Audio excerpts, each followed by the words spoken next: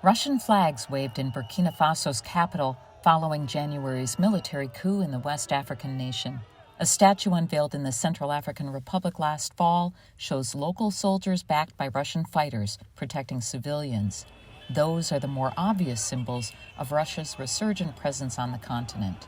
In 2019, at the first Russian-Africa Summit of Political and Business Leaders, Russian President Vladimir Putin made it clear Africa is a Russian priority. It was agreed at the summit to create a new mechanism for dialogue in the form of a Russia-Africa partnership. A second summit is planned for St. Petersburg in October.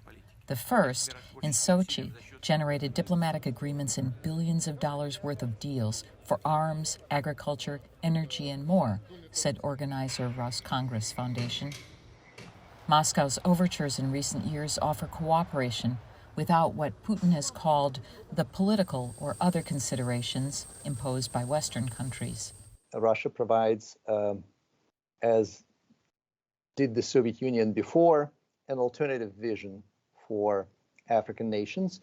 And if there is one common feature between what the Russians are doing now and what the Soviets used to do, it's this common anti-Western critique.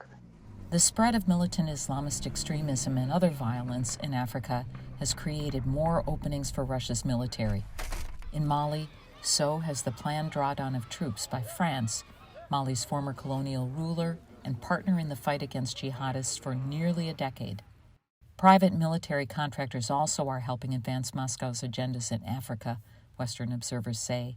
These include fighters in the shadowy Wagner Group, allegedly controlled by Putin associate Yevgeny Prigozhin.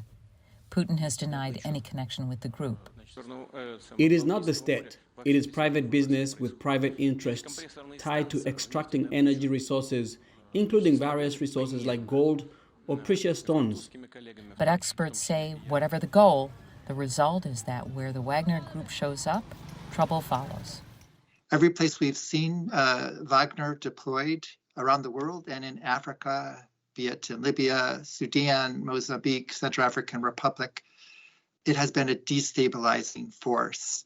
Joseph Siegel, with the Africa Center for Strategic Studies, says mercenaries are part of Moscow's toolkit to prop up weak African leaders in exchange for economic or other advantages. They aid elites, not average citizens.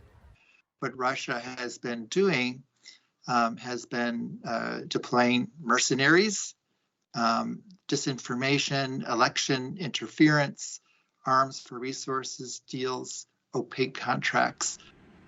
The United Nations is investigating reports of grave human rights abuses in the Central African Republic, allegedly committed by private military personnel. In Mali, the leaders of a 2020 military coup have brought in Russian military trainers and what U.S. and French authorities say are Wagner mercenaries. Some in Mali welcomed them by waving Russian flags, reflecting not only the country's historic ties with the former USSR, but also public impatience over continued insecurity.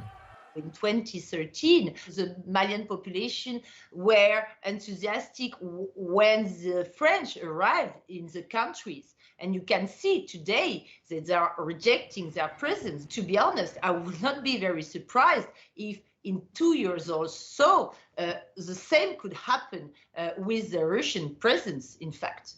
Niagale Bagayoko, who chairs the African Security Sector Network, says African countries are showing a willingness to look beyond a single foreign partner.